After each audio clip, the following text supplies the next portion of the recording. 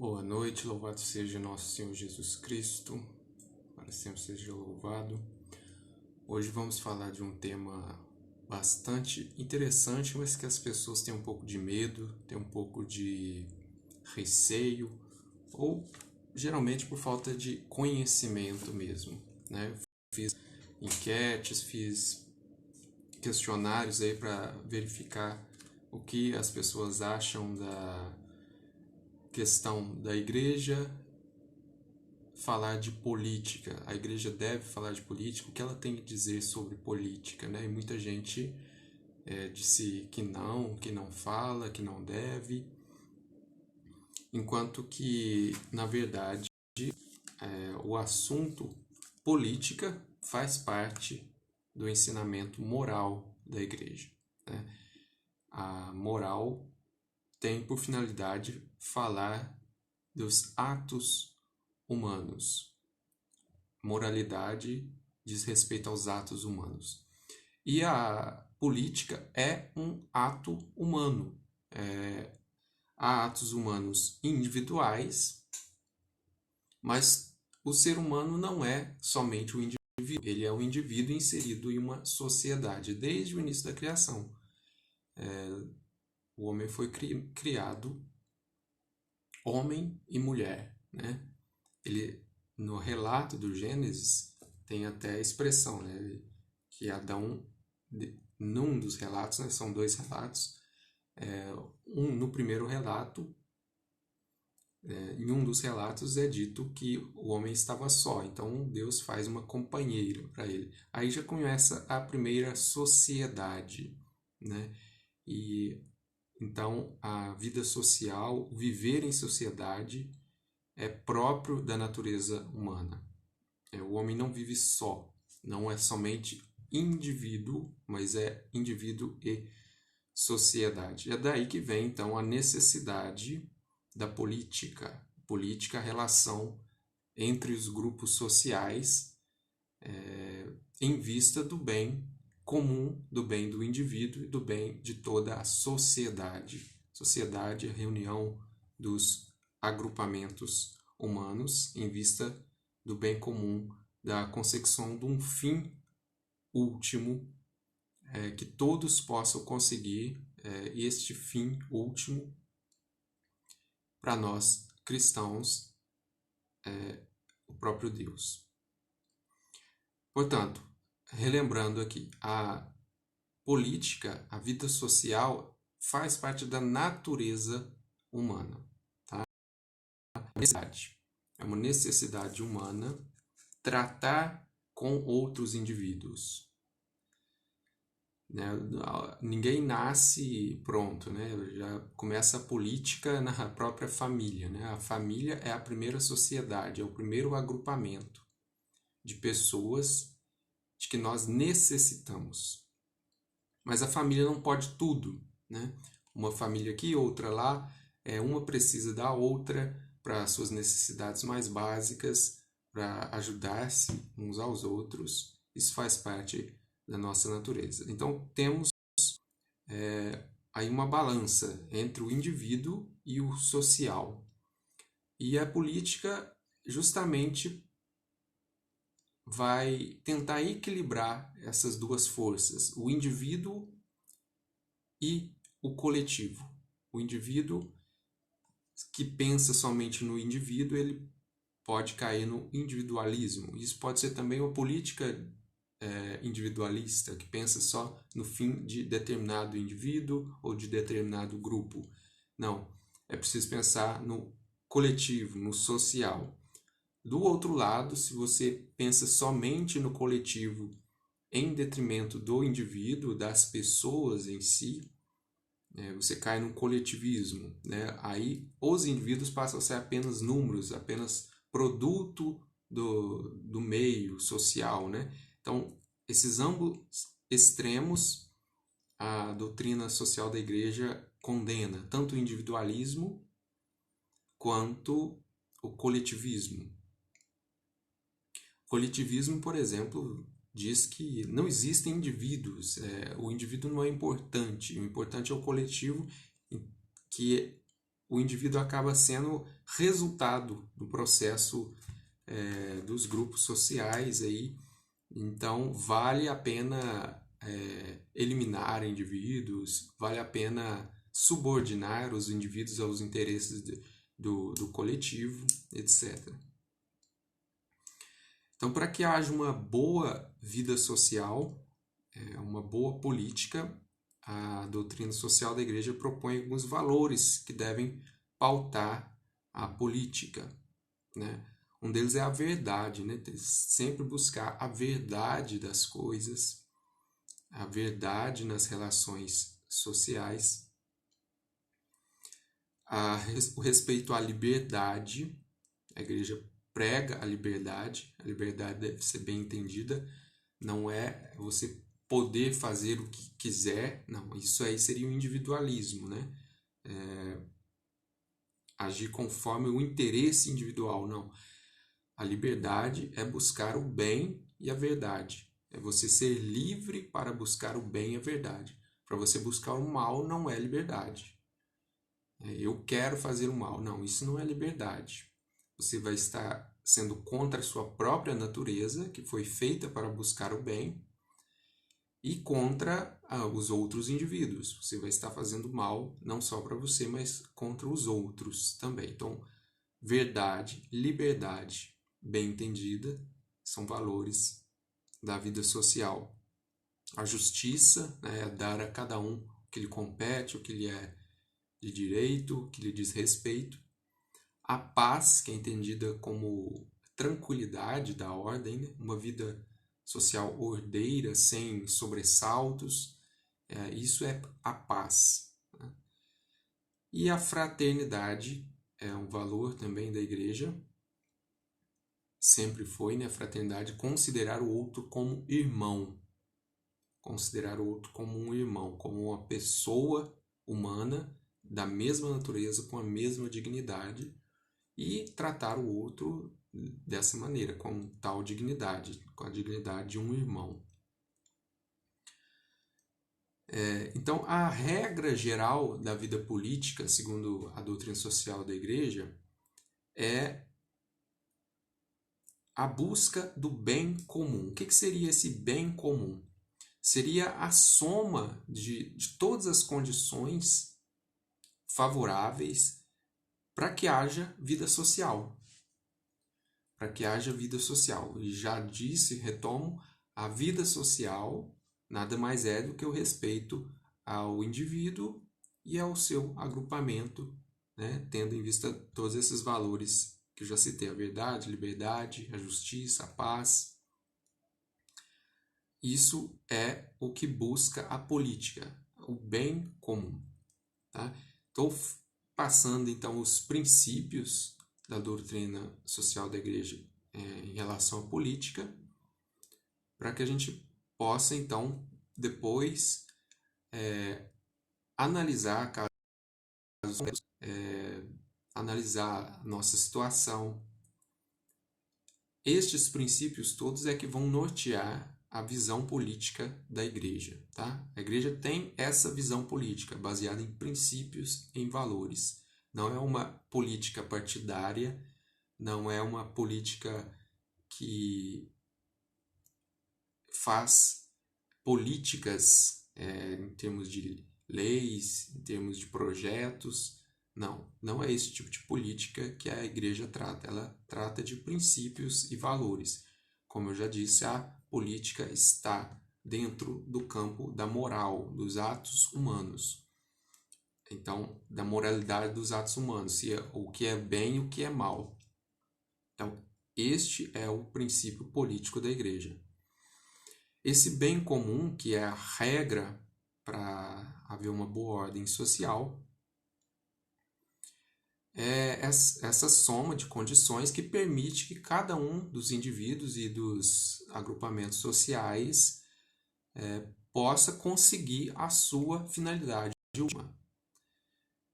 Que o bem comum, então, é tudo aquilo que facilita cada um dos homens e os homens na sua totalidade conseguir o seu fim último. falando em fim último, o que seria esse fim último? Já disse, para nós cristãos, o fim último de tudo é Deus, mas esse é um fim último transcendente. Agora, existem finalidades também temporais, né, dessa nossa vida. Né? Ninguém vive só pensando em Deus. Nós precisamos comer, morar, isso tudo são finalidades da vida humana também, embora são finalidades temporais, né? Elas estão no tempo em vista da finalidade transcendente. Então, no bem comum, na busca do bem comum, deve-se observar essas coisas também. Todas as necessidades do ser humano que o ajudam a conseguir o fim último transcendental, que é Deus. Então, você precisa comer, você precisa sobreviver, você precisa trabalhar, você precisa ter saúde, você precisa ter educação, cultura. Tudo isso faz parte do bem comum. Né? E as políticas que buscam o bem comum têm em vista, então, dar essas condições a todos os homens de alcançar os seus bens, tanto temporais quanto transcendentais. Tá?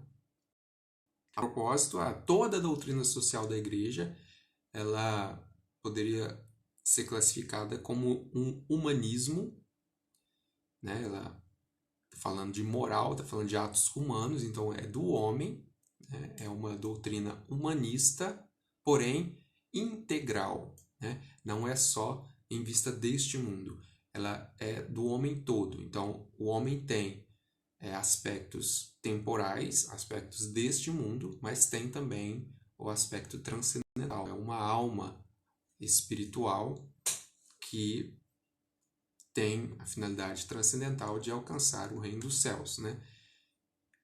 O humanismo, existem humanismos seculares, aí, filosofias humanistas, mas a doutrina social da igreja é um humanismo integral, porque integra no homem algo que é próprio dele, que é a espiritualidade, tá? A finalidade transcendental do homem. A busca do bem comum deve ter 3 elementos essenciais. Tudo isso que eu estou falando, que eu anotei aqui, tirei da doutrina social da igreja, que nada mais é do que todos os ensinamentos da igreja de todos os tempos sobre questões sociais. Ultimamente, se convencionou chamar doutrina social da igreja, isso tem um pouco mais de um século, né? A primeira encíclica inteiramente social foi a de Leão XIII, Rerum Novarum, que tratava da condição dos trabalhadores na época da Revolução Industrial, 1800 e alguma coisa. Então, mas antes disso já existia a doutrina social da igreja espalhada, e isso desde o Evangelho, trata de questões sociais, das cartas, os Atos dos Apóstolos. Tem uma cartinha, né, a Filémon, a mais curta de toda a Bíblia. Trata justamente de uma questão social, que era a questão do escravo, né, que tinha fugido. São Paulo escreve então a Filémon para tratar aquele irmão, né, já é o princípio, o valor da fraternidade, né, para perdoar ele, para acolhê-lo como um irmão na fé, né? Enfim, são questões que já aparecem desde o Novo Testamento e a igreja vem tratando isso durante todos os séculos.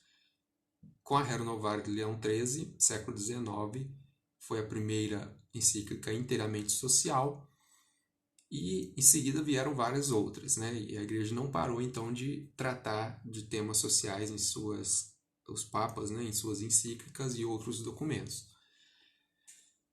E mais recentemente, já na década de 1990, o Papa João Paulo II encomendou o compêndio da doutrina social da igreja, que reúne os principais assuntos de doutrina social, reunidos de modo temático, praticamente em forma de um pequeno catecismo de doutrina social da igreja. É esse compêndio. tá? Então, não confundir. A doutrina social da igreja não é o compêndio, mas o compêndio é um resumo de toda a doutrina social da igreja, em especial dos últimos séculos, aí que tem os principais documentos. Então, eu falava dos 3 elementos essenciais para a vida social, para a busca do bem comum, que a igreja prega o respeito pela pessoa e seus direitos. Eu falava que a doutrina social da igreja é um humanismo personalista, né? O primeiro princípio da doutrina social da igreja é a dignidade da pessoa humana. Então, quando a igreja vai falar de política, ela não tem por princípio a defesa do Estado, a defesa de uma forma de governo. Não. Ela tem por princípio a defesa da pessoa humana e de seus direitos. Direitos que, para a igreja, não, em primeiro lugar, não se tratam de leis, mas de direitos naturais. É a lei natural que Deus já implantou em todo homem, em toda a humanidade, né? E que estão resumidos nos 10 mandamentos, em toda a doutrina da igreja de Deus desde o Antigo Testamento. Esses são princípios naturais, não são revelados, né? Desde sempre o homem sabe que não deve matar, que não deve agredir, que não deve roubar o que é do outro. Isso são princípios naturais. Todo mundo sabe disso. Não precisa ter religião para saber disso. Então, o respeito pela pessoa e seus direitos, principalmente da lei natural. Outro elemento essencial é o bem-estar social e o desenvolvimento deste bem-estar. Ou seja, a igreja prega que haja um bem-estar para as pessoas, né? Ninguém deve viver em sofrimento. Embora o sofrimento seja um mistério, que em Cristo há um novo sentido para o sofrimento, ninguém busca o sofrimento. Ninguém busca o sofrimento. A igreja quer que todos tenham um bem-estar que lhe possibilitem a consecução ou a persecução do seu fim último. E outro elemento essencial é a paz. Muito dificilmente, onde não há ordem, onde não há tranquilidade, as pessoas naturalmente tendem a ter mais dificuldade de atingir as suas finalidades, sejam temporais ou transcendentais. Pois então, para garantir todos esses princípios, esses valores, surge a necessidade da política. A política é uma necessidade, né? Já falei que o ser humano é naturalmente social, mas a política, enquanto relacionamento de pessoas e grupos, ela é em si essencial. E o que forma a política? É os políticos? Não. É os partidos? Não. Política é formada pelo conjunto dos grupos sociais. E qual é o primeiro grupo social? O primeiro grupo social é a família, desde a criação, né? Deus criou o homem e mulher. E este é o núcleo fundamental de onde surge a sociedade, né? Somente com o homem e uma mulher é possível surgir sociedade. É por isso que a família deve ser defendida pelas políticas, pelos estados, e tudo que atente contra a família deve ser rejeitado.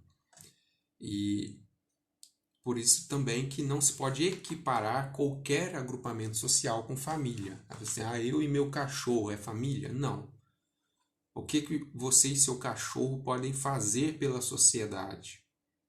Você pode gerar novas vidas, pode ajudar o próximo, você individualmente você pode. Mas enquanto agrupamento, a família é este agrupamento fundamental e essencial da sociedade. Por isso, da sua defesa pela igreja.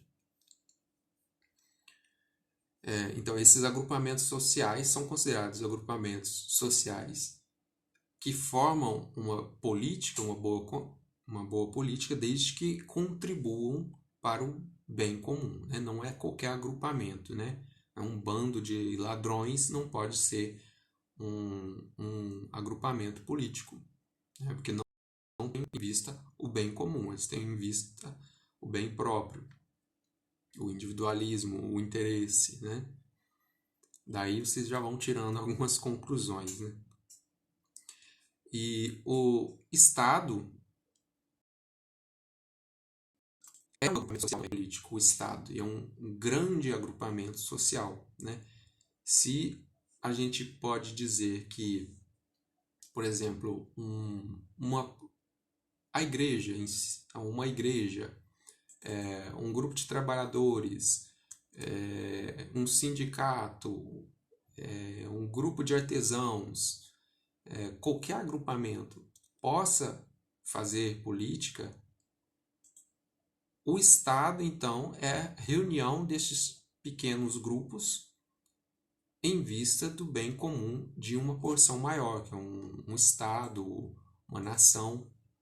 Então, nesse sentido, o Estado é essencial. O Estado é essencial. A igreja não prega o fim do Estado, a igreja não prega o anarquismo, mas que o Estado é essencial e ele tem deveres. E os indivíduos, em relação ao Estado, que é esse grande agrupamento de pequenos grupos sociais, o indivíduo tem também deveres e direitos em relação ao Estado. O indivíduo tem necessidade do Estado, ele precisa de leis, de tribunais, de governantes, de estruturas que o ajudem e ajude a sua comunidade, o seu grupo e os outros grupos a atingir o seu fim último. E o Estado e o indivíduo tem, então, deveres para com o Estado também. Ele tem o dever de colaborar com o Estado, né, para o bem comum de toda a sociedade, né, desde que respeite lá aqueles princípios, aqueles valores da verdade, da justiça, da liberdade. Então, há, para a doutrina social da igreja, o dever de submissão do indivíduo ao Estado, né, desde que seja dentro destes valores. Então, o imposto, por exemplo, é uma necessidade genuína do Estado, né? Se ele tem obrigações para com a sociedade, ele precisa de recursos, então o imposto é legítimo e o imposto é devido pelo indivíduo ao Estado. O indivíduo também tem direitos, né? Por exemplo, o direito, se é uma sociedade democrática, tem o direito ao voto, ele tem o direito à defesa, né? Se você está no território de um Estado, contribuindo para esse Estado, você tem direito a ser defendido, né? Seja de crimes, seja de violência, seja nos seus direitos, né? Por isso a necessidade do Estado e de suas estruturas, seja de leis, de juízes, de forças armadas, de estruturas de saúde, educação, etc. Boa noite aí quem está chegando. Obrigado. Então, sempre em vista desse bem comum, o indivíduo e o Estado em mútua colaboração, ele tem direitos e deveres, tá? Agora, em relação à igreja, a igreja é também um agrupamento social, um agrupamento, digamos assim, internacional, mas também formado por pequenos grupos, né? As igrejas locais, as paróquias, as pessoas que formam a igreja. A igreja em si, na sua doutrina, ela não determina, por exemplo, qual regime político um Estado deve adotar, quais são as instituições necessárias. Isso vai tudo do próprio agrupamento. Há um princípio na doutrina social da igreja chamado de subsidiariedade, que diz que o que o menor pode fazer, ele deve fazer e não precisa recorrer a outro. O que ele não pode fazer, ele recorre a uma instância superior para que possa ajudar. O que significa isso na prática? O indivíduo em si, ele pode algumas coisas, outras coisas ele não consegue fazer sozinho. Então, se eu preciso aqui construir uma casa, eu não consigo sozinho levantar a casa. Então, eu chamo um companheiro, chamo outras pessoas. Esse agrupamento pequeno, ele consegue fazer uma casa, mas ele não conseguiria fazer, por exemplo, uma rodovia. Então, é necessário outros grupos, alguém com poder aquisitivo maior, com maior poder de arregimentar pessoas para trabalhar, etc. Aí vem a necessidade de outros grupos maiores, do Estado em si. Tá? Esse é o princípio da subsidiariedade. De uma outra forma, o Estado não pode interferir no que o grupo menor pode fazer. Por exemplo, de quem é o dever de educar as crianças? Primeiramente, dos pais, da família. Se a família não tem condições de educar aquela criança, ela recorre a outros, recorre à comunidade, recorre a outras instâncias, recorre ao Estado. Mas o Estado não poderia, por esse princípio, te obrigar a um certo tipo de educação, porque não é função do Estado a educação do seu filho. Não é função do Estado pôr a comida na sua mesa. Essa é a função do indivíduo, da sua família, dos grupos menores. Entende? Esse é o princípio da subsidiariedade. O que o pequeno pode fazer, o grande não interfira. O que o pequeno não pode fazer, ele recorra ao maior e o maior subsidia, o maior ajuda. Este é um princípio muito importante da doutrina social da igreja que deve ser observado nas relações políticas.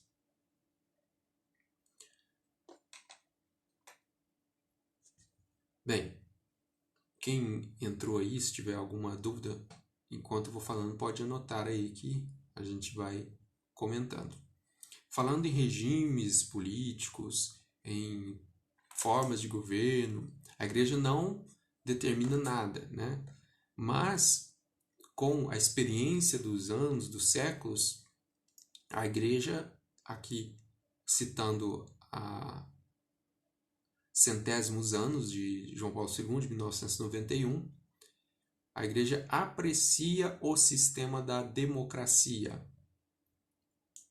na medida em que assegura a participação dos cidadãos nas opções políticas e garante aos governados a possibilidade de eleger e controlar os próprios governantes e também de substituí-los oportunamente de maneira pacífica. Então, essa é a grande vantagem da democracia que a igreja aprecia. Ela não impõe que seja uma democracia. A igreja não tem essa função nem esse poder. E nem diz que ela é a melhor forma, mas que ela é muito apreciada, porque garante a participação dos cidadãos. E garante também que os governantes sejam controlados e até substituídos pela vontade dos cidadãos. Tá? Por isso a democracia é apreciada pela doutrina social da igreja. Mas conforme eu disse, a igreja não recomenda, não impõe, não é papel da igreja fazer isso. Então, se onde você está existe um regime democrático, ótimo. Se não é, também, paciência, né? Que se melhore aí o seu sistema. Quanto a regimes de governo, regime de governo é outra coisa. A democracia, atualmente, ela é implantada na maioria dos países, mas há uma diferença entre esse sistema de governo e o regime de governo. O regime de governo é como que os governantes se organizam para controlar o Estado e os indivíduos. Controlar no bom sentido, né? Por exemplo, o regime da monarquia e o regime da república. O que a igreja tem a dizer sobre isso? Nada, né? Conquanto se respeitem os princípios fundamentais da moralidade, não importa o regime de governo, né? Em cada um deles tem suas vantagens e desvantagens, mas todos eles podem caminhar para o bem comum da sociedade. Fazendo um parêntese aqui, é muito comum se ouvir, quem discute esse assunto, que Santo Tomás de Aquino teria dito sobre essas formas de governo qual era melhor. Na verdade, ele não diz, ele realmente faz essa ponderação, né? Era muito justo dele colocar os prós e os contras de cada regime político, e ele conclui que o melhor regime político seria uma mistura das melhores qualidades de cada um destes regimes. No regime democrático, regime monárquico e o regime aristocrático, né? Cada um deles tem uma vantagem e uma desvantagem, né? Em relação sempre à doutrina, à moral, é uma relação de virtudes, né? Se você excede, você cai no vício, no problema, né? A virtude está justamente no justo meio, né? Na moderação. Então, por exemplo, num regime monárquico, onde um só governa, há um governante supremo, vamos dizer assim, há a vantagem de ser a nação governada por um. E então as decisões são mais fáceis de ser tomadas. Mas qual é o perigo? O perigo é o totalitarismo, o absolutismo, né? De que aquela pessoa tome de tal forma o poder que negue todos os princípios aqui que estamos falando. Enfim, cada um dos regimes tem o seu problema, o seu defeito e a sua qualidade. Então, por isso, a igreja não indica nenhum deles, né? São Tomás de Aquino também não indicou nenhum deles como melhor, mas que seria o melhor se a gente conseguisse extrair de cada um desses regimes o que ele tem de melhor, né? Então, seria um regime ideal, segundo São Tomás de Aquino, uma monarquia democrática aristocrática, né?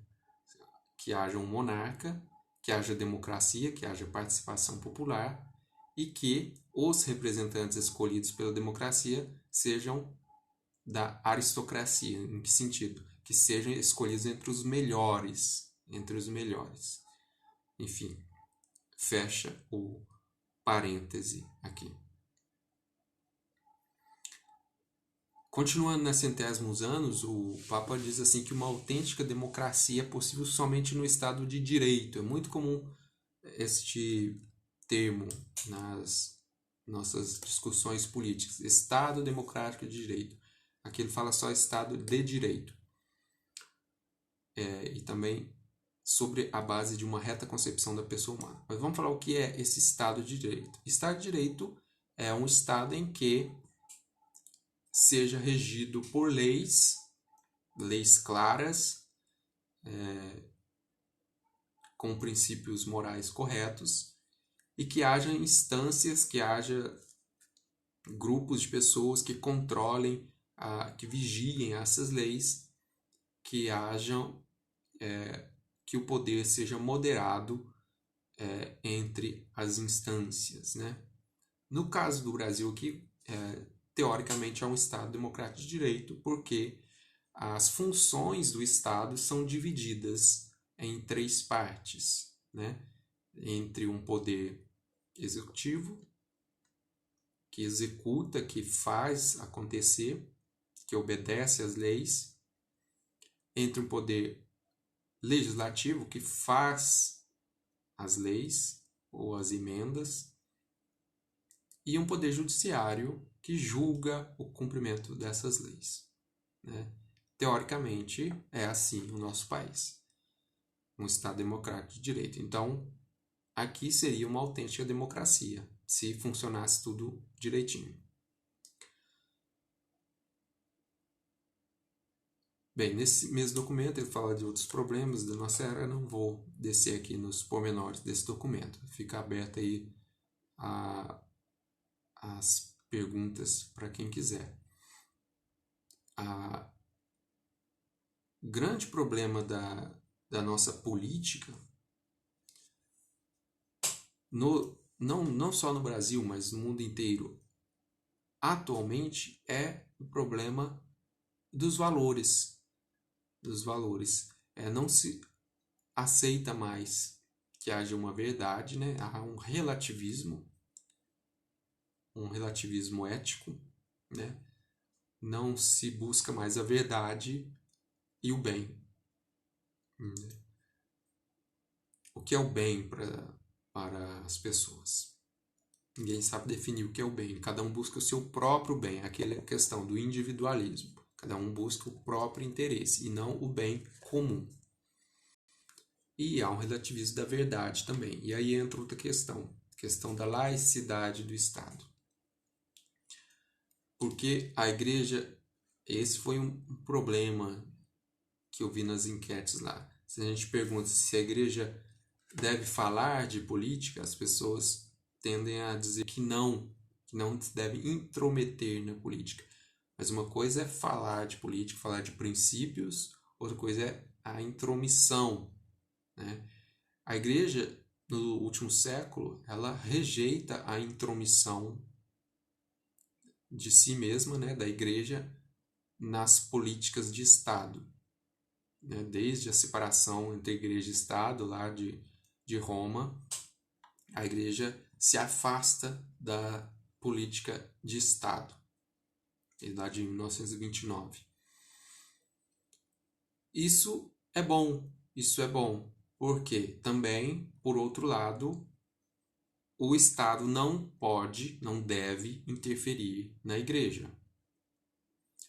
Por outro lado, há um problema nisso, que o que a igreja tem a oferecer em relação à política, que é a questão dos princípios, dos valores, do julgamento moral, fica deixado de lado. Não, isso aí é religião, isso aí não pode interferir.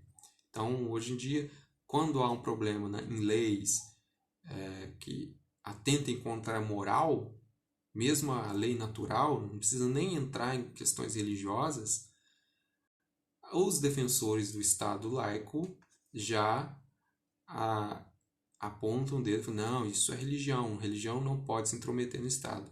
E não é assim, na verdade, né? O que é uma laicidade boa no Estado é que ele não tenha uma religião oficial em detrimento de outras. Embora a igreja não fala isso explicitamente, mas nós podemos fazer essa reflexão, porque a igreja católica, o cristianismo, representa a lei natural, a lei de Deus. A fiel intérprete da lei de Deus é a Igreja Católica. E para as leis sociais seria muito bom também que se respeitassem as leis naturais e as leis de Deus. Então, um Estado ideal seria aquele que observasse as leis de Deus. Nesse sentido, seria muito bom um Estado católico. Não precisaria estar lá nas suas constituições, este é um Estado submetido às leis da Igreja Católica. Não. Isso não é necessário e nem prudente. Então, nesse sentido, é bom que se separe a Igreja do Estado, mas os princípios, os valores e o julgamento moral das ações humanas deveria ser respeitado os princípios da Igreja Católica. Então, seria muito bom que tivéssemos um Estado de índole católica, mesmo que normalmente não fosse, e não precisa ser, mas as suas leis deveriam refletir a lei de Deus. Mesmo que nem se nomeasse Deus lá, nem precisaria.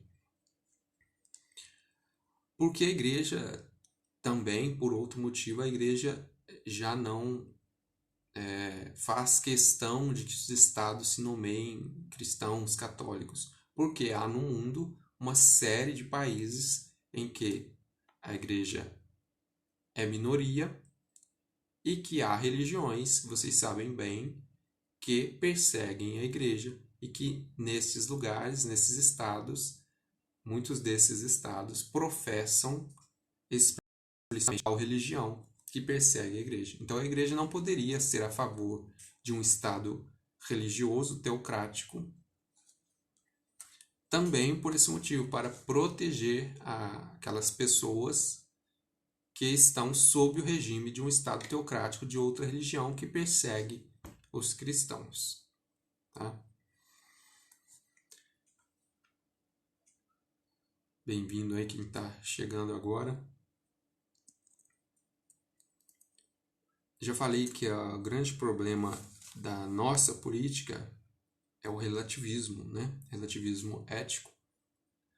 E a questão que João Paulo II tratava da democracia, que a democracia é ótima, excelente, desde que funcione num Estado de direito. Ora, quando as instituições começam a falhar, começam a se intrometer no campo que é do outro, lembra lá do princípio da subsidiariedade, né? Quando que uma instância não pode interferir na outra, a menos que seja solicitada. Então, é isso que ocorre no Estado de Direito. Quando uma instância, quando um poder interfere no outro, quebra-se a ordem democrática, aquilo que há de bom na democracia, e a balança começa a pender, e quebra-se a paz social. As leis civis, já disse, deveriam refletir a lei moral, porque a lei moral é mais ampla. Por exemplo, não é crime, por exemplo, algumas coisas que são contrárias à moral. Por exemplo, adultério. Adultério é um pecado, é um problema moral, mas as leis civis punem o adultério. Alguma lei que diz que não se deve adulterar? Não tem. Então, nesse sentido, as leis civis são menos amplas que a lei moral, mas a lei civil deveria proteger, pelo menos, os direitos chamados inalienáveis da pessoa humana, né? Direito à vida, enfim, esses direitos básicos. Em relação à moral, a igreja também orienta a obediência às leis. Mas quando é que se deve obedecer às leis, né? Quando as leis forem justas. Então, quando a lei é justa, ela obriga a consciência. Agora, quando os dirigentes, os políticos, os governantes promulgam leis injustas ou até iníquas, que atentem contra a dignidade da pessoa humana ou a própria ordem social, a ordem moral, essas leis não obrigam em consciência, tá? Não obrigam. Esse é um direito de todas as pessoas, inclusive as legislações prevêem isso, o direito à objeção de consciência. Se você afirma, não, isso aí vai contra a minha consciência, você não tem a obrigação de obedecer aquela lei. Claro, tem que ser honesto quanto a isso, né? Tem que ter as devidas razões para objetar com a sua consciência. O que fazer quando a lei é injusta, né? Não basta simplesmente falar, não vou obedecer. Não, você tem que fazer algo para mudar essa lei. E esta é a grande vantagem da democracia. Quando uma lei é injusta, a maioria, por lei natural do ser humano, vai perceber. Não, isso é mal, isso é ruim. Então a democracia, em tese, permitiria que toda essa população, ou a maioria dela, manifestasse aos seus governantes, ou aos seus legisladores, ou aos seus juízes, que tal lei é iníqua, que deve ser abrogada, que deve ser mudada. Agora, quando não é possível revogar ou modificar uma lei desse tipo, e quando fique claro notoriamente que essa lei é iníqua, que vai contra a moral, então é possível objetar de consciência e propor medidas, pelo menos limitar os danos desse tipo de ação, né? Eu fico querendo dar alguns exemplos aqui, mas para não entrar em polêmica, eu deixo para vocês. Se alguém perguntar, eu falo, mas se ninguém perguntar, eu vou dando só os conceitos gerais. Mas haveria muitos exemplos, muitos exemplos. Tudo isso que está acontecendo recentemente, a gente poderia extrair muitos e muitos exemplos.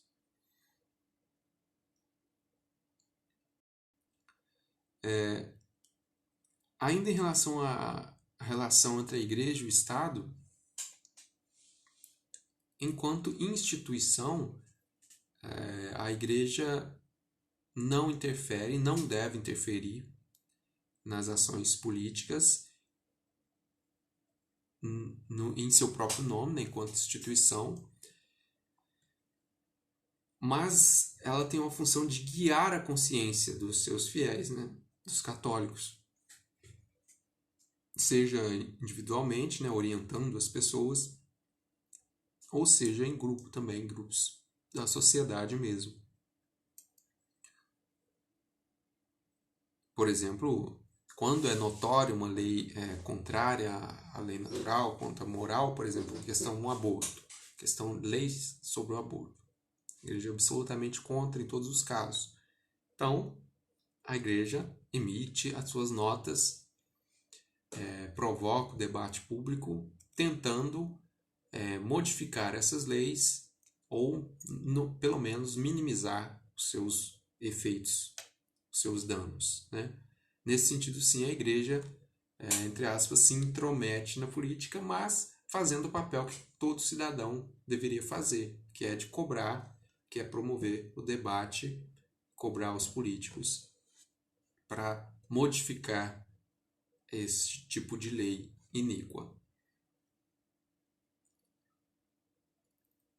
Este, então, é o papel da igreja enquanto instituição, é promover aí os seus princípios, seus valores, orientar os seus fiéis e também todos os cidadãos, que a igreja é considerada também um agrupamento social. Ela tem, então, seus direitos, assim como seus deveres. Tem um papel muito importante na sociedade, enquanto justamente isso orienta os seus participantes, né, os seus fiéis, a agirem conforme a moral, e nesse sentido eles beneficiam toda a sociedade também, porque uma vez que agem moralmente, eles estão contribuindo para o bem comum, que é o princípio maior de toda a vida política. Enquanto cidadãos, enquanto membros da igreja e membros de uma nação, de um estado, disse aqui que a pessoa tem o direito de objetar de consciência, tem o dever de colaborar com o Estado, seja por meio dos impostos, seja por meio do voto. Tem o dever, são deveres da pessoa. E o Estado tem o dever de cumprir o seu papel, né, no Estado Democrático de Direito, fazer que as suas instituições funcionem, fazer que os serviços que devem ser prestados funcionem, prestar satisfação das suas ações, né, o que está sendo feito com o dinheiro dos impostos, quais as ações feitas em vista do bem comum, aquilo que não é para o bem comum, que é para o bem de alguns indivíduos, de alguns grupos, não deve ser feito. Enfim, esta é a relação entre igreja e política que a igreja, na sua doutrina social, prega. Então, a igreja trata de política, sim, é um tema da moral, da doutrina social da igreja, que está inserido no campo da moral, que é um campo da teologia, que é um campo da fé. Mas é um campo da sociedade, da vida social, do bem comum de todos. Tá? A grande contribuição da igreja para a vida social é, sobretudo, moral, tá? Fazendo com que as pessoas tenham condições de atingir o seu fim último, seja temporal, seja criar sua família, ter o seu trabalho, seu sustento, ajudar a quem mais precisa, seja o fim último transcendental, que é chegar ao reino dos céus. Agradeço a participação de todos que estiveram aí ao vivo. Este vídeo vai ficar gravado. Qualquer outro comentário pode adicionar aí nos comentários, na área de comentários. Nós temos também no nosso site Cursos Católicos um curso completo de doutrina social da igreja. A doutrina social da igreja não trata somente de política, ela trata de princípios para a vida social. Falei aqui que fala da família, vai falar de educação, de trabalho, vai falar de tudo que se relaciona com a vida social. Tá? Por fim, esse é um dos últimos assuntos lá no compêndio e no curso também. Fala de política, de comunidade internacional, fala de paz, de guerra também, tudo isso que afeta a vida de todos os homens. Mais uma vez, obrigado pela audiência e até a próxima.